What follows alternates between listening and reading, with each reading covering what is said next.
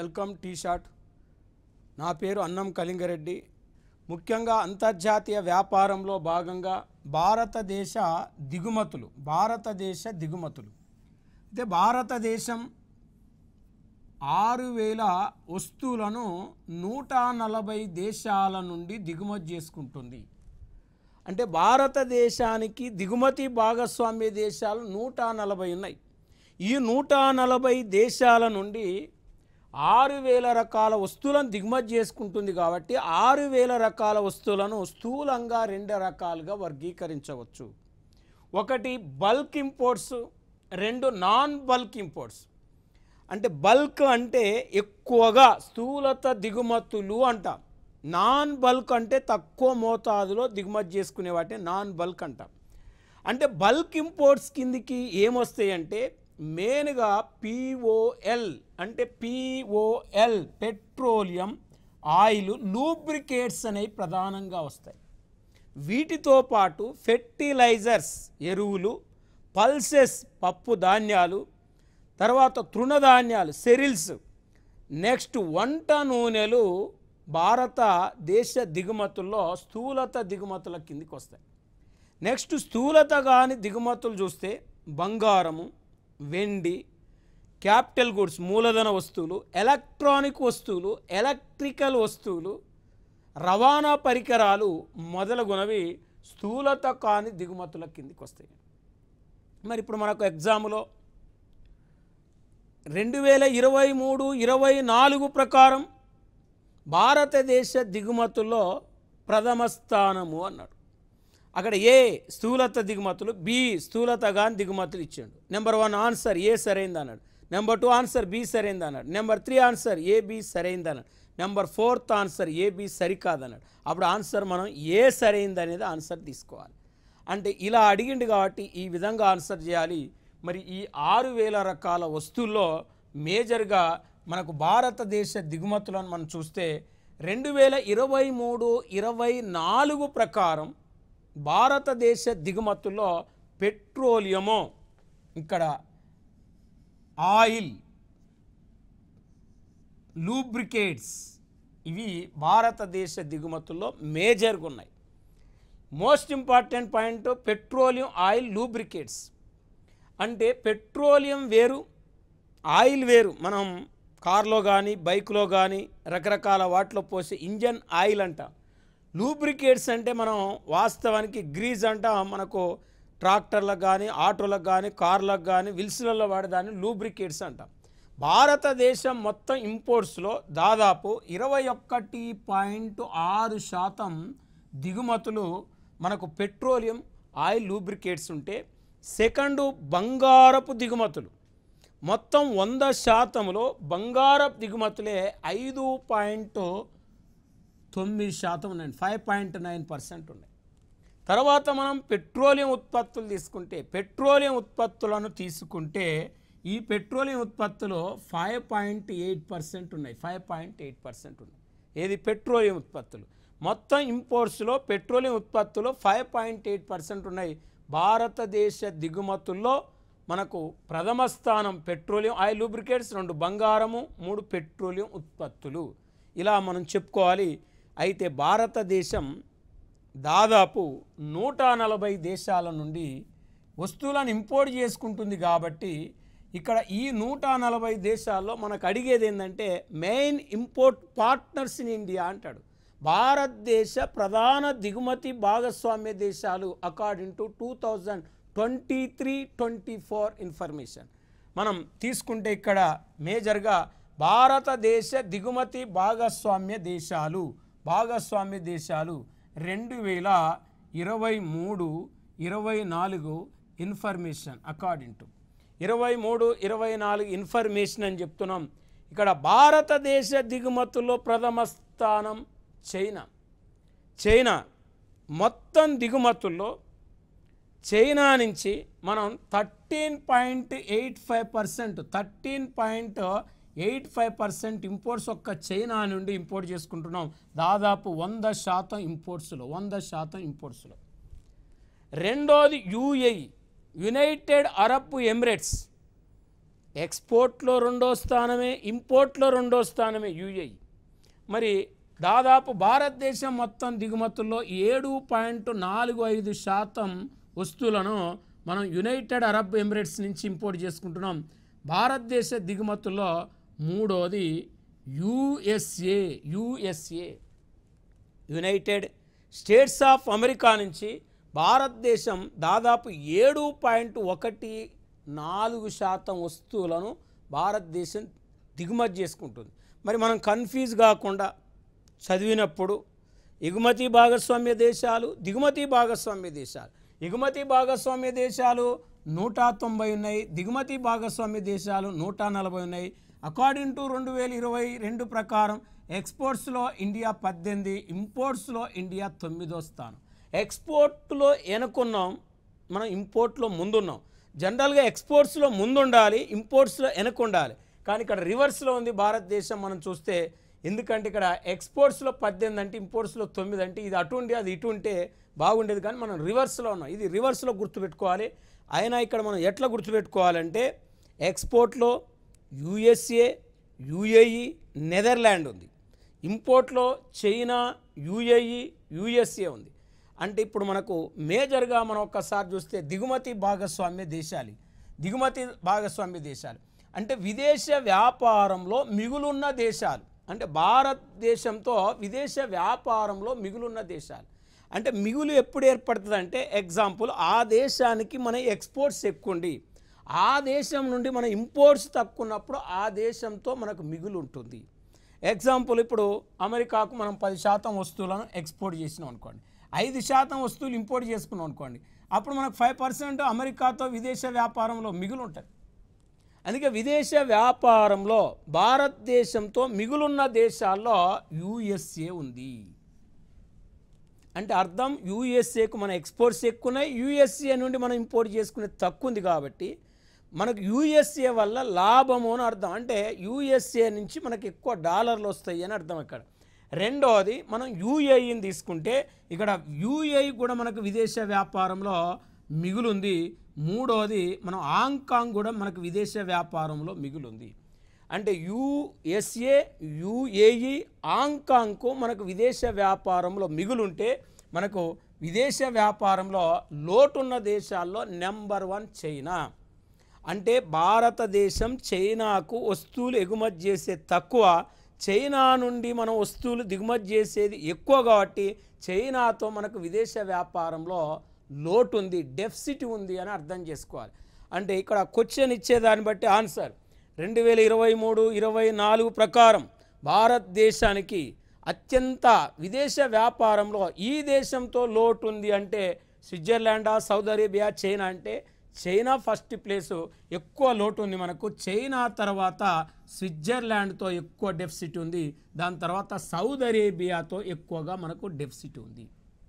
మరి ఈ 3 దేశాలు లోటున్న దేశాలుగా మనం గుర్తుపెట్టుకోవాలి. నెక్స్ట్ మనం అంతర్జాతీయ వ్యాపారాన్ని పరిశీలించినట్లయితే 2023-24 డేటా ప్రకారం భారతదేశ ఎగుమతులు $353.22 బిలియన్. 353.22 బిలియన్ ఎక్స్పోర్ట్స్ ఉంటే 561.12 బిలియన్ ఇంపోర్ట్స్ ఉన్నాయి. అంటే మనకి ఎక్స్పోర్ట్స్ ఏం తక్కువ ఉన్నాయి, ఇంపోర్ట్స్ ఏం మనకి ఎక్కువ ఉన్నాయి. అంటే ఎక్స్పోర్ట్స్ కంటే ఇంపోర్ట్స్ ఇక్కడ ఎక్కువ ఉన్నాయి. ఓన్లీ వస్తు దిగుమతులు. అదే మనం సేవల ఎగుమతులు చూస్తే సేవల ఎగుమతులు అకార్డింగ్ టు 2023-24 మనం డేటాను పరిశీలిస్తే ఇక్కడ బిలియన్ డాలర్స్ని తీసుకుంటే సేవల ఎగుమతులు $284.45 బిలియన్ ఉన్నాయండి. అదే సేవల దిగుమతులు $147.68 బిలియన్ ఉన్నాయి. అంటే వస్తువుల ఎగుమతులేమో తక్కువ ఉన్నాయి, వస్తువు దిగుమతులేమో ఎక్కువ ఉన్నాయి మనకు. అక్కడ డెఫిసిట్ ఉంది వస్తువులలో. సేవల ఎగుమతులేమో ఎక్కువ ఉన్నాయి మనకు, సేవల దిగుమతులు తక్కువ ఉన్నాయి. ఇక్కడ సర్ప్లస్ ఉంది.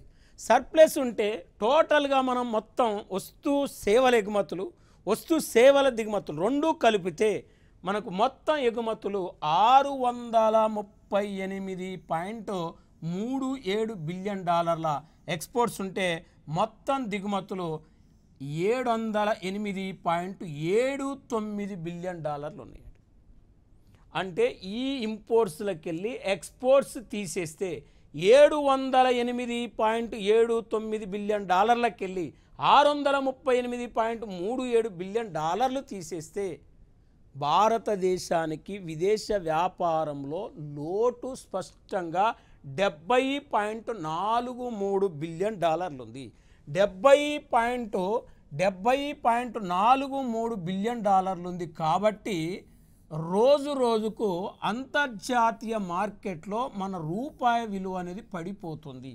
అంటే డాలర్ విలువ పెరుగుతుంది, రూపాయి విలువ తగ్గుతుందంటే కారణం ఏంటంటే ఎప్పుడైతే మనకు అంతర్జాతీయ వ్యాపారంలో సర్ప్లస్ ఉంటుందో, మిగులు ఉంటుందో, అప్పుడు మన అంతర్జాతీయ మార్కెట్లో రూపాయికి విలువ పెరుగుతుంది. అప్పుడు డాలర్తో పోలిస్తే రూపాయి విలువ పెరుగుతుంది, డాలర్ తగ్గుతుంది. మరి మనకు అంతర్జాతీయ వ్యాపారంలో వాస్తవానికి మిగులు ఉండాలంటే ఎక్స్పోర్ట్స్ ఎక్కువ ఉండాలి, ఇంపోర్ట్స్ తక్కువ ఉండాలి. మరి ఎక్స్పోర్ట్స్ పెరగాలి, ఇంపోర్ట్స్ తగ్గాలంటే దానికి అనేక రకాల మార్గాలు ఉన్నాయి. అంటే మనకు మూల్యహీనీకరణ, మూల్యక్షయ అనేవి రెండు అంశాలు కనపడుతుంటాయి. మూల్యహీనీకరణ, మూల్యక్షయ అంటే వాస్తవానికి మూల్యక్షయ అంటే అర్థమైంది అంటే ఇక్కడ devaluation of currency, depreciation of currency అనే రెండు కాన్సెప్ట్లు ఉంటాయి.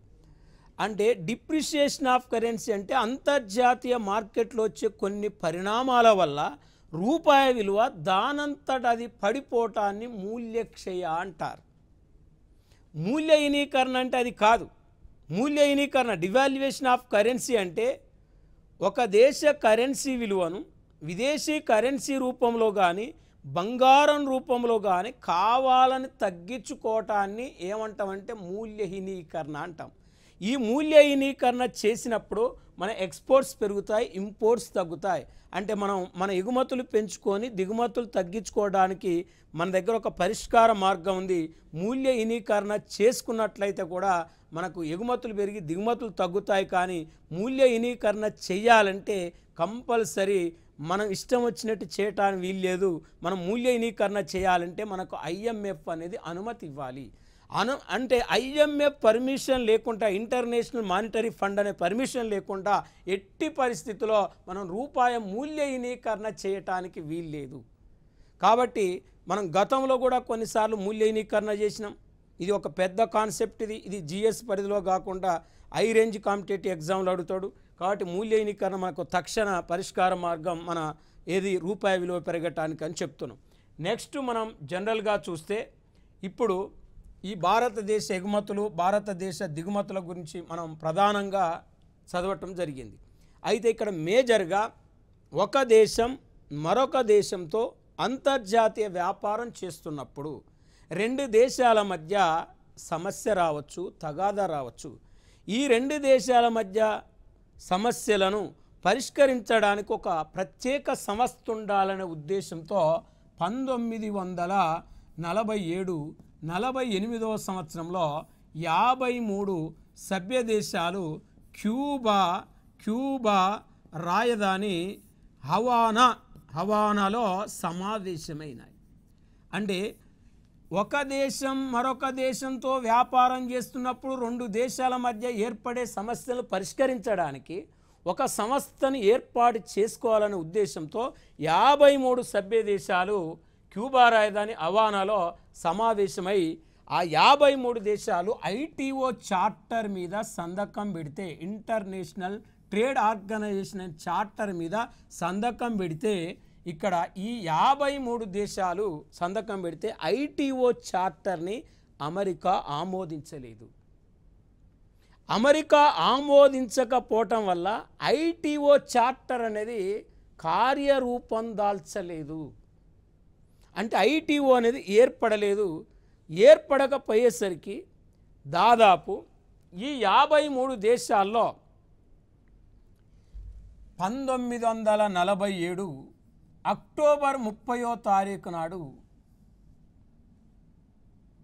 అక్టోబర్ 30వ తారీఖు నాడు 23 సభ్య దేశాలు, ఈ 53 సభ్య దేశాల నుంచి 23 సభ్య దేశాలు స్విట్జర్లాండ్లోని జెనీవాలో సమావేశమై ఈ 23 దేశాలు ఘాట్ అనే ఒక ఒప్పందాన్ని ఏర్పాటు చేసుకున్నాయి. అంటే ఘాట్ అనే ఒక అగ్రిమెంట్ మీద 23 దేశాలు సంతకం పెట్టినాయి. ఒకవేళ ఐటీఓ చార్టర్ను గానక అమెరికా ఆమోదించుంటే ఘాట్ ఏర్పడేది కాదు. ఈ ఐటీఓ చార్టర్ని ఆమోదించకపోవడం వల్ల అమెరికాకు తెలవకుండా 23 సభ్య దేశాలు 1947 అక్టోబర్ 30న స్విట్జర్లాండ్ జెనీవాలో సమావేశమై సీక్రెట్గా సమావేశమై ఇక్కడ ఘాట్ అనే ఒప్పందం మీద సంతకం చేసినాయి. General agreement tariffs and trade. GATT full form general agreement tariffs and trade. తెలుగులో వ్యాపార సుంకాల సాధారణ ఒడంబడిక అనే ఒక చార్టర్ మీద సంతకం పెట్టినాయి. ఈ చార్టర్ అనేది వాస్తవానికి ఘాట్ అనేది 1948 జనవరి 1 నుంచి ఘాట్ అనేది అమల్లోకి వచ్చింది. ఈ ఘాట్ యొక్క ప్రధాన కార్యాలయమో స్విట్జర్లాండ్లోని జెనీవాలో ఉంది. ఘాట్ ఏర్పడిన తర్వాత ఘాట్లో కూడా అమెరికా చేరి మళ్ళీ ఘాటు కొన్ని కాంట్రవర్సీలు అయింది. అంటే ఘాటు కాంట్రవర్సీలు అయింది. ఏ సమావేశం కాంట్రవర్సీలు అయింది ఘాట్లో అంటే ఉరుగ్వే సమావేశం అనేది కాంట్రవర్సల్గా దారితీసింది ఘాట్లో. అంటే ఆ ఉరుగ్వే సమావేశమే ఘాటు విచ్ఛిన్నం కావటానికి దోహదపడి ఘాటు ప్లేస్లో 1995 జనవరి 1 నుంచి ఘాటు ప్లేస్లో WTO అనేది అమల్లోకి వచ్చింది. అంటే ఘాటు విచ్ఛిన్నం కావటానికి ప్రధాన కారణం కూడా అమెరికానే. ఉరుగ్వే సమావేశం, ఏ సమావేశం సందర్భంగా ఘాటు స్థానంలో WTO ఏర్పడదంటే ఉరుగ్వే సమావేశం సందర్భంగా. మరి ఆ సమావేశం ఫలితంగా 1995 జనవరి 1 నుంచి WTO అమల్లోకి వచ్చింది. వరల్డ్ ట్రేడ్ ఆర్గనైజేషన్, ప్రపంచ వాణిజ్య సంస్థ. ఇది అంతర్జాతీయ వాణిజ్య సంస్థ ITO. అది కార్యరూపం దాల్చలేదు. ఇక్కడ వ్యాపార సుంకాల సాధారణ ఒడంబడిక అంటే 1948 నుంచి 1994 వరకు ఉంది. ఈ ఘాట్ ప్లేస్లోనే WTO 1995 జనవరి 1 నుంచి నేటి వరకు అమల్లో ఉంది. మరి ఘాటు ప్రధాన కార్యాలయమే WTO యొక్క ప్రధాన కార్యాలయము. మరి ఇప్పుడు జనరల్గా WTO వరల్డ్ ట్రేడ్ ఆర్గనైజేషన్లో దాదాపు 164 దేశాలకు సభ్యత్వం ఉంది. మరి ఈ WTO సెక్రటరీ జనరల్ ప్రెసిడెంట్ నికోంజీ ఒకాంజో ఐవలాల. అంటే నికోంజీ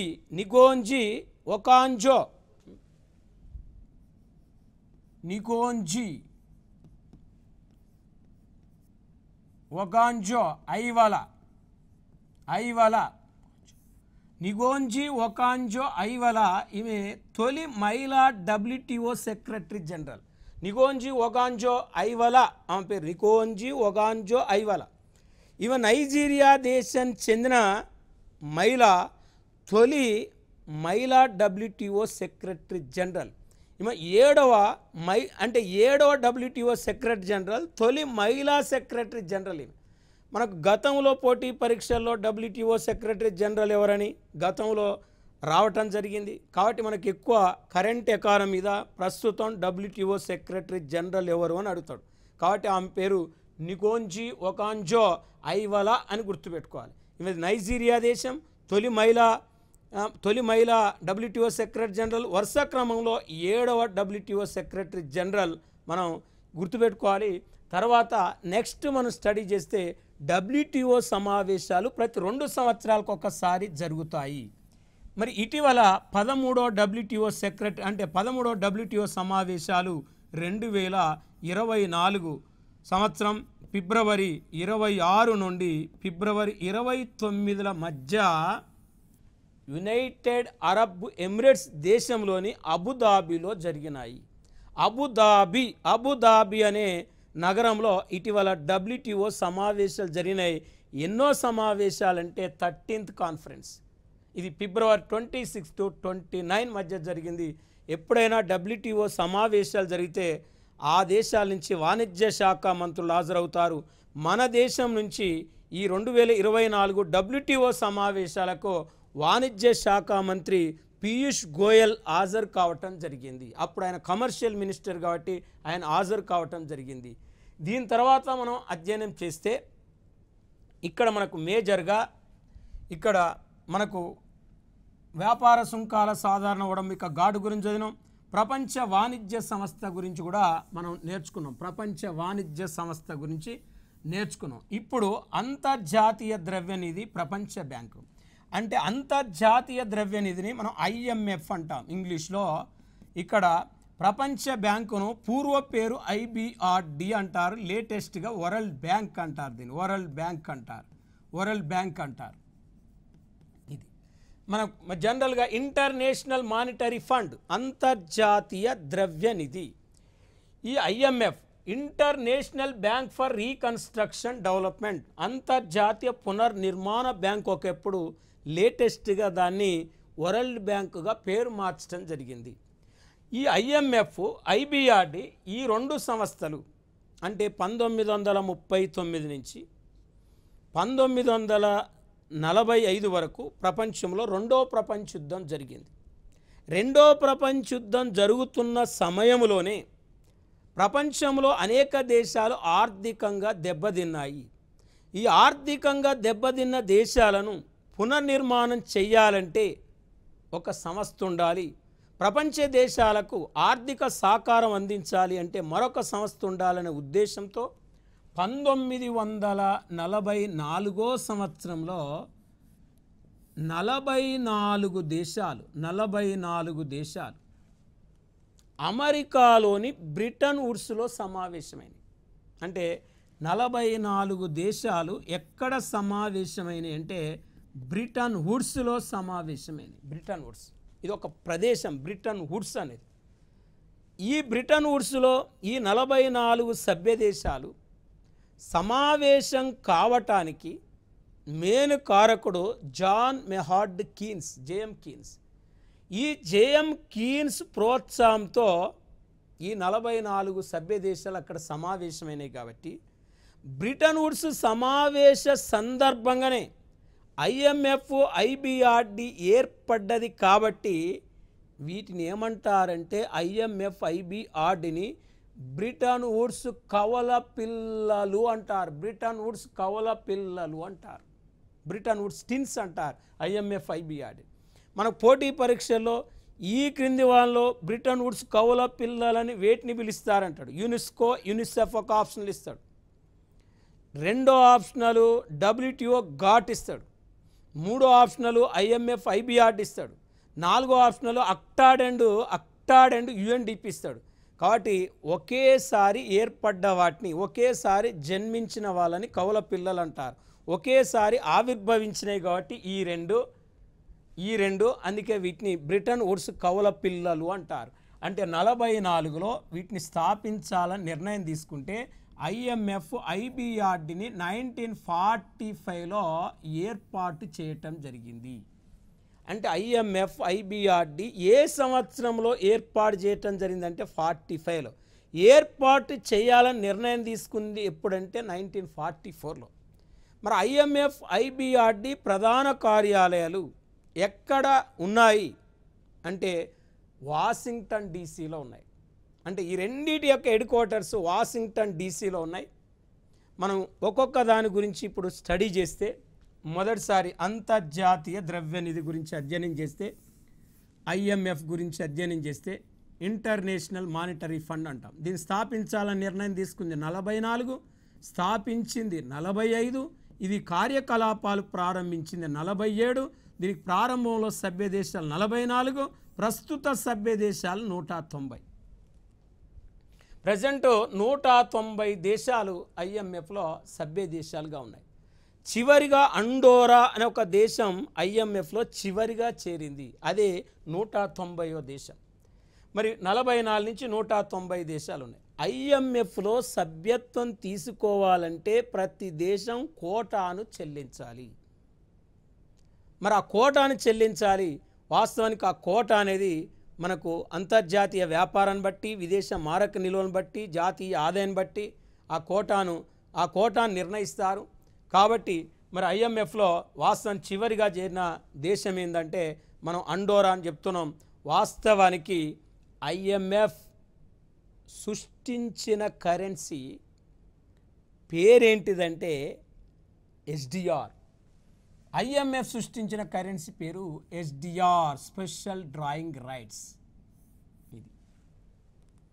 ఇది అంతర్జాతీయ ద్రవ్యం అని దేన్ని అంటారంటే ఎస్డిఆర్. డాలర్ అనేది అమెరికా డాలర్ అమెరికాలో మాత్రమే చెల్లుతుంది. సింగపూర్ డాలర్ సింగపూర్లో మాత్రమే చెల్లుతుంది. ఇండియా రూపాయి అనేది ఇండియా మాత్రమే చెల్లుతుంది. కానీ ఎస్డిఆర్ అనేది ప్రపంచంలో అన్ని దేశాల్లో చెల్లే కరెన్సీ, ఏకైక కరెన్సీ ఏంటంటే ఎస్డిఆర్. మరి ఈ ఎస్డిఆర్ని ఎవరు సృష్టించారు? International monetary fund. ఎప్పుడు సృష్టించింది ఎస్డిఆర్ని అంటే వాస్తవానికి 1969లో సృష్టించింది ఎస్డిఆర్ని. ఈ ఎస్డిఆర్ అనేది 1971 నుంచి అమల్లోకి వచ్చింది. SDR, special drawing rights, IMF సృష్టించిన అంతర్జాతీయ కరెన్సీ పేరు. మరి ఇప్పుడు జనరల్గా ఐఎంఎఫ్లో అత్యధిక కోటా గల దేశాల్లో రీసెంట్గా భారతదేశం 13వ స్థానం. ఇది కరెంట్ ఎకానమీ మీద గుర్తుపెట్టుకోవాలి. 13th ప్లేస్ ఐఎంఎఫ్లో అత్యధిక కోటా గల దేశాల్లో భారతదేశం 13వ స్థానం. ఫస్ట్ ప్లేస్ అమెరికానే. ఐఎంఎఫ్ కోటాలో అత్యధిక కోటా గల దేశం ఏంటంటే అమెరికానే అగ్రగామి.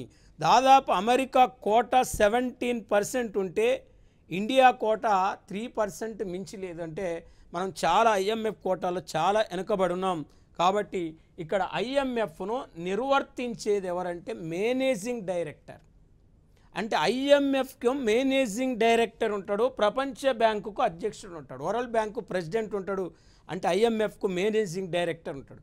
ప్రస్తుతం అంతర్జాతీయ ద్రవ్య నిధి యొక్క మేనేజింగ్ డైరెక్టర్ ఎవరంటే క్రిస్టిలినా జార్జినివా. క్రిస్టిలినా జార్జినివా అనే ఒక మహిళ. అంటే ఐఎంఎఫ్ ఏర్పడ్డ దగ్గర నుంచి, అంటే ఎప్పుడు ఏర్పడ్డది? 45లో. మరి ఇప్పటి వరకు మేనేజింగ్ డైరెక్టర్లో రెండో మహిళా మేనేజింగ్ డైరెక్టర్. ఈమె కంటే ముందు తొలి మహిళా మేనేజింగ్ డైరెక్టర్ ఉండే క్రిస్టిలినా లగార్డే ఉండే. క్రిస్టిలినా లగార్డే తొలి ఐఎంఎఫ్ యొక్క మేనేజింగ్ డైరెక్టర్ అయితే ఈమె రెండో మరి మహిళా మేనేజింగ్ డైరెక్టర్. వీళ్ళిద్దరిది కూడా ఫ్రాన్స్ దేశమే. అంటే దాదాపు రెండో మహిళా డైరెక్టర్గా మనం చెప్పుకోవచ్చు క్రిస్టిలినా జార్జినివా, ప్రజెంట్ ఐఎంఎఫ్ యొక్క మేనేజింగ్ డైరెక్టర్. మరి ఐఎంఎఫ్ ఏం చేస్తుందంటే వాస్తవానికి ఐఎంఎఫ్ యొక్క ప్రధాన విధి, most important function international monetary fund. అంటే సభ్య దేశాలు, ఇలా 190 దేశాలకు సభ్యత్వం ఉంది. ఈ సభ్య దేశాలకు స్వల్పకాలిక రుణాలు ఇస్తుంది. Only short loan provide to the member of countries in IMF. అంటే ఐఎంఎఫ్లో ఉన్న సభ్య దేశాలు మాత్రమే స్వల్పకాలిక రుణాలు ఇస్తుంది. ఇంకా ఐఎంఎఫ్ యొక్క మరొక మెయిన్ ఫంక్షన్ ఏంటంటే ఒక దేశం మరి అంతర్జాతీయ వ్యాపారం లోటు ఉన్నప్పుడు, అంటే మనకు లోటు ఎట్లా ఏర్పడుతుందో చదువుకున్నాం కాబట్టి ఆ లోటు ఉన్నప్పుడు మనకు మేజర్గా ఆ లోటును సరిదిద్దడానికి కావాల్సిన మనకు రూపాయి మూల్య వినీకరణకు కావాల్సిన అనుమతిని కూడా ఐఎంఎఫ్ ఇస్తుంది. ఇంకా అంతర్జాతీయ మారక రేటును కూడా నిర్ణయిస్తుంది ఐఎంఎఫ్. మరి దీని తర్వాత ఐబిఆర్డి అనే దాన్ని మనం జనరల్గా తీసుకుంటే మనకు ఐబిఆర్డి అంటే ప్రపంచ bank, international bank for reconstruction development, అంతర్జాతీయ పునర్నిర్మాణ బ్యాంకు. దీన్ని వరల్డ్ బ్యాంక్ అంటున్నాం. ఈ వరల్డ్ బ్యాంకును 1944లో స్థాపించాలని నిర్ణయం తీసుకుంటే 45లో స్థాపించటం జరిగింది. 1946 నుంచి ఆర్థిక కార్యకలాపాలు ప్రారంభించింది. దీంట్లో ప్రారంభంలో 44 దేశాలుంటే ప్రజెంట్ 189 దేశాలు మెంబర్షిప్గా ఉన్నాయి. మరి ఇక్కడ వాస్తవానికి 1945లో ప్రపంచ బ్యాంకును $10 బిలియన్ ఆధీకృత మూలధనంతో ఏర్పాటు చేశారు. అంటే ఐఎంఎఫ్కు ఐబిఆర్డ్కి చాలా డిఫరెన్స్ ఉంటుంది. ఐబిఆర్డ్ అనేది సభ్య దేశాలకు దీర్ఘకాలిక రుణాలు ఇస్తుంది. మరి చూడండి, ఐఎంఎఫ్ ఓన్లీ స్వల్పకాలిక రుణాలు ఇస్తే ఐబిఆర్డ్ దీర్ఘకాలిక రుణాలు ఇస్తుంది. మరి వాస్తవానికి దీని యొక్క హెడ్ క్వార్టర్ కూడా వాషింగ్టన్ డీసీలో ఉంది. మరి ప్రజెంట్ ప్రపంచ బ్యాంక్ యొక్క అధ్యక్షుడు ఎవరంటే అజయ్ బంగా. అజయ్ బంగా అనే వ్యక్తి ప్రజెంట్ వరల్డ్ బ్యాంక్ యొక్క ప్రెసిడెంట్. తొలిసారిగా ఒక ప్రవాస భారతీయుడు ప్రపంచ బ్యాంకుకు అధ్యక్షుడు కావటం జరిగింది. అంటే భారతదేశంలో పుట్టి పెరిగినప్పటికీ ఈయన అమెరికాలో స్థిరపడ్డాడు కాబట్టి ఈయన ఏమంటారంటే ప్రవాస భారతీయుడు అంటారు. తొలిసారిగా ఒక ప్రపంచ బ్యాంకు ప్రవాస భారతీయుడు అధ్యక్షుడు కావటం జరిగింది. ప్రజెంట్ అజయ్ బంగా ప్రపంచ బ్యాంక్ యొక్క అధ్యక్షుడిగా మనం చెప్పుకోవచ్చు. మరి ఇంకా మనం ప్రపంచ బ్యాంకుకు మెయిన్గా దానికి 4 అనుబంధ సంస్థలు ఉన్నాయి. IDA, IFC, IFC, MIGA, ICS, ID. ఈ 4 వరల్డ్ బ్యాంక్ యొక్క అనుబంధ సంస్థలు. మరి ఐడిఏ ఇంటర్నేషనల్ డెవలప్మెంట్ అసోసియేషన్, దీన్ని 60లో లాంచ్ చేశారు. ఐఎఫ్సి దీన్ని 56లో లాంచ్ చేశారు. మిగాను 1988లో లాంచ్ చేశారు. దీన్ని 1966లో లాంచ్ చేయటం జరిగింది. ఇవి group of world bank firms అంటాం. ఈ ప్రపంచ బ్యాంక్ యొక్క అనుబంధ సంస్థలుగా మనం చెప్పుకోవచ్చు. మనం అంతర్జాతీయ వ్యాపారానికి సంబంధించిన పూర్తి అంశాల గురించి మనం నేర్చుకోవడం జరిగింది. కంపల్సరీ మనకు ప్రతి పోటీ పరీక్షల్లో ఎక్కువ కరెంట్గా ఎక్స్పోర్ట్స్ ఇంపోర్ట్స్ మీద ఎక్కువ బిట్లు అడుగుతారు కాబట్టి వీటి మీద ఎక్కువ ఫోకస్ చేయండి. మనం ఈ అంతర్జాతీయ వ్యాపారాన్ని పూర్తి డీటెయిల్స్లో మీకు అందించడం జరిగింది కాబట్టి నెక్స్ట్ క్లాస్లో నెక్స్ట్ టాపిక్తో మీ ముందుకు రావటం జరుగుతుంది. Thank you.